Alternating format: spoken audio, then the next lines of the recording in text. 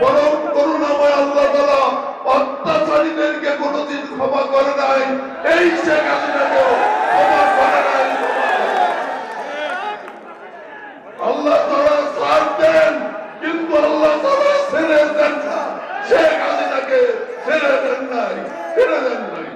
আমি প্রথমে এই কৃতজ্ঞতা প্রকাশ করছি আমাদের সৃষ্টিকর্তা পরম করুণাময় আল্লাহ তাআলার প্রতি, যিনি আমাকে কারাগার থেকে মুক্ত করেছেন, যার জন্য আমি মুক্ত হয়েছি। আর আপনারা টাঙ্গাইলের জনতা, মা বোনেরা আমার জন্য দোয়া করেছেন, রোজা রেখেছেন, অনেকে তাহাজ্জুদ পড়ে কান্নায় ভেঙে পড়েছেন। আপনাদের দোয়া আমাদের পরম করুণাময় আল্লাহ তাআলা গ্রহণ করেছেন, শুনেছেন, তার বিনিময়ে আমাকে মুক্তি দিয়েছেন।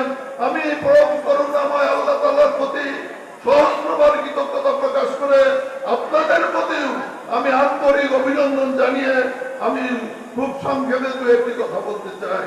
ফ্যাসিস্ট সরকার, শেখ হাসিনার সরকার আমাকে কারাগারে আবদ্ধ করেছিল, আমাকে মামলায় ফাঁসির আদেশ দিয়েছিল। আমি শুনেন, বাইরে একটু শুনেন, ফাঁসির আদেশ দিয়েছিল। কিরকম ভয়াবহ নির্যাতন, কিরকম ভয়াবহ নির্যাতন তারা করেছে, এটা আপনারা যারা নির্যাতন দেখেন নাই তারা কিন্তু অনুভব করতে পারবেন না। আমাদের একদিন এমন ভাবে আমাকে নির্যাতন করা হয়েছিল, সারা রাত্রি, পরের দিন সকালে কোর্টে অর্ধমিত অবস্থায় আমাকে চালান করা হয়েছিল। অর্ধমিত অবস্থায় কোর্টের বারান্দায় করেছিলাম। ম্যাজিস্ট্রেট আমাকে দেখে সেই দিন আবার রিমান্ডে চেয়েছিল, রিমান্ড না দিয়ে আমাকে জেলখানায় পাঠিয়েছিল। আর জেলখানায় পাঠানোর পর আমার চিকিৎসার ব্যবস্থা করেছিল, আর সেই চিকিৎসা হয়েছিল 5.5 মাস পর্যন্ত আমাকে হাসপাতালে থাকতে হয়েছে। তাহলে অনুভব করেন যে কি পরিমাণ নির্যাতন করা হয়েছিল। প্রিয় বন্ধুরা আমার, আমি আরো নির্যাতন দেখেছি। আমি যখন হাসপাতালে ভর্তি, আমি অনেক মানুষকে দেখেছি হাসপাতালে এসেছে 3 দিন 4 দিন থাকার পর তারা মৃত্যুবরণ করেছে। আপনারা কল্পনা করতে পারেন যে ড্রিল মেশিন দিয়ে আমরা কাজ সিদ্ধি করি, সেই ড্রিল মেশিন দিয়ে মানুষের হাঁটুকে সিদ্ধি করে দিয়েছে, মানুষের পিঠকে সিদ্ধি করে দিয়েছে, এবং তারা হাসপাতালে কাতরাতে কাতরাতে মৃত্যুবরণ করেছে।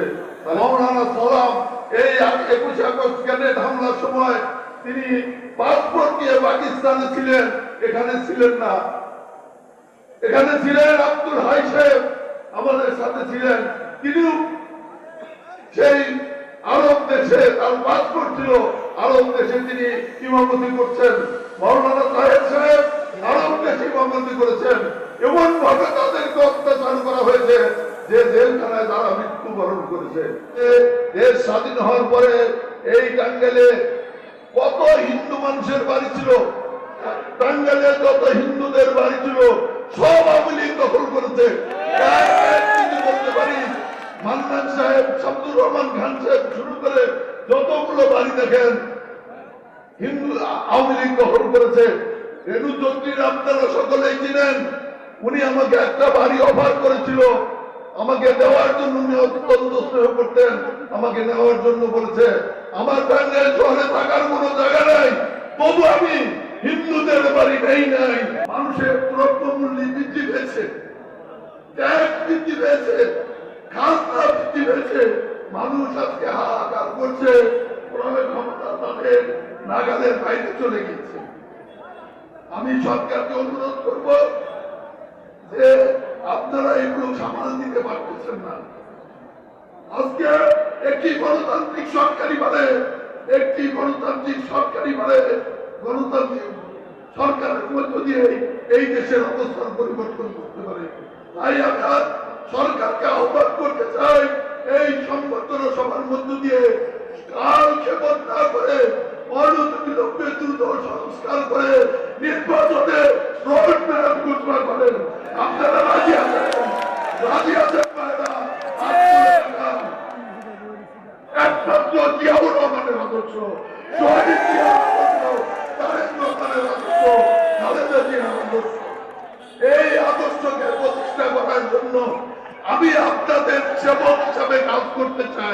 আপনারা